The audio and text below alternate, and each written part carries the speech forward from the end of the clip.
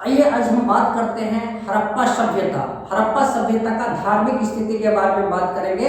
तो इतिहास के जो पहला सभ्यता थी जो कि हड़प्पा सभ्यता था, उसी सभ्यता की हम उसकी धार्मिक स्थिति का बात करेंगे और उस धार्मिक स्थिति से लेके अब तक जो वर्तमान समय है और वो उस समय हड़प्पा सभ्यता का जो धर्म था उसको कोरिलेट करके एनालिसिस करके हम लोग अध्ययन करेंगे। तो आइए हम देखते हैं हड़प्पा सभ्यता का जो धर्म था उनका हम एनालिटिक तरीके से अध्ययन करेंगे। तो सबसे पहले हड़प्पा सभ्यता में जो था वो वहाँ के जो धर्म थे, वहाँ जो पूजा पाठ किया जाता था, वर्तमान समय में भी पूजा पाठ किया जाता है, लेकिन उस समय में जो पूजा पाठ किया जाता था तो दो रूप में, मानव रूप में किया जाता था और मातृ देवी के रूप में भी किया जाता था। तो मानव रूप में जो किया जाता था पूजा पाठ, उसमें हम देखते हैं कौन से देवी देवता का पूजा पाठ किया जाता था, उसका हम एनालिसिस करेंगे। तो सबसे पहले देखेंगे कि मोहनजोदड़ो का जो उत्खनन हुआ था तो वहां के एक शिला पे मिला था कि शिव का एक मूर्ति मिला था और उस शिव के जो मूर्ति थे उसको शिव का जो मूर्ति था उसको दो रूपों में, यानी शिव के जो प्रमाण मिले उसको दो रूपों में पूजा किया जाता था, एक मानव के रूप में, दूसरा शिवलिंग के रूप में। शिवलिंग का वर्तमान समय में भी आज भी काफी प्रासंगिक है और उस समय में भी देखिए शिवलिंग के रूप में भी पूजा किया जाता था। इसका साक्ष्य हमें मोहनजोदड़ो से मिलता है। अब देखेंगे कि वहां पे जो मोहनजोदड़ो में जो शिव मिले हैं उसके जो सर के आसपास उस तीन सिंह मिले हैं, यानी सिंह मतलब शेर, तीन सिंह मिले हैं और उसके जो शिव थे उनके चारों आपको हाथी, बाघ, गेंडा, भैंस का प्रमाण मिलता है। इससे यह स्पष्ट होता है कि आपको हड़प्पा सभ्यता में शिव की पूजा की जाती थी। लेकिन कुछ विद्वान कहते हैं कि नहीं, शिव की पूजा नहीं की जाती थी क्योंकि वहां पे तो बैल का प्रमाण ही नहीं मिला है, जबकि शिव का उसका सवारी है बैल। तो जब शिव का सवारी ही वहां पे नहीं मिलेंगे तो कैसे मान लेंगे कि शिव की पूजा की जाती थी। लेकिन तमाम साक्ष्य के आधार पे उनका जो वेशभूषा था, जैसे उनके त्रिशूल मिले हैं, त्रिशूल के प्रमाण है और जो उनकी बनावट था, जो मानव रूप में और शिवलिंग के रूप में जो पूजा किया जाता था, तमाम विद्वान कहते हैं कि नहीं ये शिव ही है और पशुपति शिव के रूप में ये फेमस हुए, जो कि हम हड़प्पा सभ्यता से। और जरा सोचिए 2350 बीसी से लेकर 1750 बीसी के बीच में जो सभ्यता रहा, तो उसके हम धर्म को जो पढ़ रहे हैं और वर्तमान समय में भी वो शिव आज भी प्रासंगिक है, आज भी हम उसको शिव के रूप में पूजा करते हैं। ठीक उसी प्रकार से हम देखेंगे कि आपको उस समय मातृ देवी की भी पूजा की जाती थी, देवी की पूजा की जाती थी। देवी की पूजा में खास करके आप देखेंगे कि हड़प्पा का जो उत्खनन हुआ था वहां पे एक महिला के नाभिक से पौधा निकलते हुए दिखाया गया है। और यह किस चीज का प्रमाण है? तो यह प्रमाण है, बहुत सारे विद्वान कहते हैं कि यह उनकी नाभिक से पौधा निकलना यह उर्वरता देवी का चिन्ह है। कुछ विद्वान कहते हैं कि काफी उर्वर भूमि हुआ करता था वहां, इसलिए उसकी पूजा किया जाता था वहां की देवियों को, यानी महिला के रूप में, अर्थात मातृ देवी की प्रधानता, तो देवी के रूप में पूजा वहां किया जाता था। दूसरा देखेंगे बलूचिस्तान में बहुत सारी देवी देवता के साक्ष्य मिले हैं। बलूचिस्तान में वहां पे देखेंगे कि महिला सौम्य रूप में, वर्तमान समय में भी काली माता, चंडी माता सौम्य रूप में है, तो कहीं ना कहीं हम हड़प्पा सभ्यता से काफी प्रभावित हैं और सौम्य रूप में, रुद्र रूप में उनके प्रमाण मिले हैं। कहां से? बलूचिस्तान से। और इसी प्रकार से हम जब मानव के रूप में, मानव शिव जी के देवी पूजा, इसके अतिरिक्त हम देखते हैं वहां पे हड़प्पा सभ्यता में प्रकृति पूजा। तो प्रकृति पूजा में कौन कौन चीज का पूजा किया जाता था?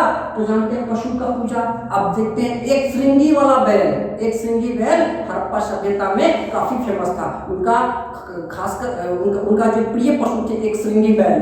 पक्षी में जैसे कहते हैं फाख्ता उनका, जैसे अभी राजकीय पक्षी होता है उस समय भी उनका प्रिय पशु था फाख्ता, जिसको हम बतख कहते हैं, वो उस समय का प्रिय पक्षी था। नदी, वर्तमान समय भी देखते हैं नदी का पूजा करते हैं, तालाब का पूजा करते हैं, उस समय में भी प्रासंगिक था। तो कहीं ना कहीं हड़प्पा सभ्यता से हम प्रभावित होकर आज भी हम नदी पूजा करते हैं, तालाब पूजा करते हैं। इसी प्रकार से झरना, पेड़ पौधे की भी पूजा होता था। वर्तमान समय में भी आज की महिलाएं देखते हैं कि बहुत सारे पेड़ होते हैं, उनकी पूजा करते हैं व्रती सब। ठीक उसी प्रकार हम कहीं ना कहीं उस सभ्यता, हमारा जो सनातन सभ्यता है, उससे हम आज एब्जॉर्व कर रहे हैं। कोरिलेट में देखिए आपको सीधा सी प्रमाण मिल रहा है। उसी आप देखते हैं स्वास्तिक चिन्ह, आज भी हम स्वास्तिक चिन्ह का घर में यूज करते हैं। कहीं लोथल से सबसे पहली बार स्वास्तिक चिन्ह का प्रमाण मिला है, जो वर्तमान समय में भी प्रासंगिक है। तो स्वास्तिक चिन्ह हम लोथल के उत्खनन से हमें जो प्राप्त हुआ है वो आज भी प्रासंगिक है। ठीक उसी प्रकार से हम आएंगे कि वहां पे हड़प्पा सभ्यता के लोग जो है प्रकृति पूजा, शिव पूजा, मातृ देवी की पूजा देवी के रूप में, इसके अलावा जो वहाँ पे धार्मिक स्नान, आज भी धार्मिक स्नान होते हैं, गंगा स्नान, यमुना स्नान, अलग अलग तौर तरीके से स्नान होते हैं। वहाँ पे भी हड़प्पा सभ्यता में धार्मिक स्नान होता था। खास करके मोहनजोदड़ो के उत्खनन से एक बृहद स्नानागार का प्रमाण मिला है। और ये जो स्नानागार थे, इसमें आपको सुनियोजित तरीके से, डेवलपमेंट तरीके से ये स्नानागार को बनाया गया था, जिसमें कुएं के माध्यम से इसमें जल पहुंचाया जाता था और नालियों के माध्यम से जल की निकासी होती थी। एक पूरा सिस्टमेटिक ढंग से स्नानागार बनाया गया था और इनके दीवारों पर बिटुमिनस का लेप लगाया जाता था ताकि उसका छिड़काव ना हो, यानी पानी का बहाव ना हो पाए, यानी पानी को पूर्णतः बंद करने के लिए दीवारों पर बिटुमिनस का लेप चढ़ाया जाता था और पानी को सुनियोजित तरीके से निकाला जाता था। और जब आप धार्मिक स्नानागार में, मोहनजोदड़ो में जो स्नानागार मिले हैं, जब आप नीचे आएंगे तो महिलाओं को कपड़ा बदलने के लिए अलग अलग कमरा बना होता था, उसमें वो लोग जाते थे, अपना कपड़ा बदलते थे। इस प्रकार से हमें वर्तमान समय में भी इसकी प्रासंगिकता देखने को मिलता है। ठीक उसी प्रकार से आप देखेंगे वर्तमान समय में, देखिए लोग लौकिक के साथ साथ पारलौकिक जीवन में भी जीने का विश्वास करते थे। उस समय के लोग भी लौकिक के साथ साथ पारलौकिक, मतलब इस दुनिया में भी विश्वास करते हैं और मरने के बाद भी पारलौकिक, मरने के बाद भी विश्वास करते हैं कि हमें कौन सा जन्म मिलेगा। तो कहीं ना कहीं हम वहां से प्रभावित है। लौकिक जिंदगी इस जीवन में, पारलौकिक मरने के बाद, अर्थात उस समय के लोग भी आपको कौन काम करना है, कौन काम नहीं करना है, नैतिक, जिसको हम नैतिक कहते हैं, तो नैतिक तौर तरीका से जीवन यापन करने का काम उस समय भी होता था। आप देखते हैं कि लोथल के उत्खनन से और कालीबंगा के उत्खनन से वहाँ अग्निकुंड के साक्ष्य मिले हैं और वो अग्निकुंड त्रिभुजाकार टाइप से था, कहीं कहीं चतुर्भुजाकार रूप से निकले हैं। तो इस अग्निकुंड से वो देव लोग को आहुति करते थे। वर्तमान समय में भी हम देव को आहुति के लिए अग्निकुंड बनाते हैं। तो ये कहीं ना कहीं हम हड़प्पा सभ्यता का देन है, जो वर्तमान समय में भी प्रासंगिक है। वर्तमान समय में भी देखते हैं तंत्र मंत्र जादू टोना, वो हड़प्पा सभ्यता में भी लोग तंत्र मंत्र से प्रभावित थे और तंत्र मंत्र का प्रयोग किया जाता था। वर्तमान समय में भी जादू टोना तंत्र मंत्र की विद्या से लोग अभी प्रेरित थे। इस प्रकार से मैंने पूरा हड़प्पा सभ्यता का धार्मिक स्थिति दिखाया और वर्तमान समय के साथ मैंने जोड़ के बताया। Thank you. Like and subscribe जरूर करें।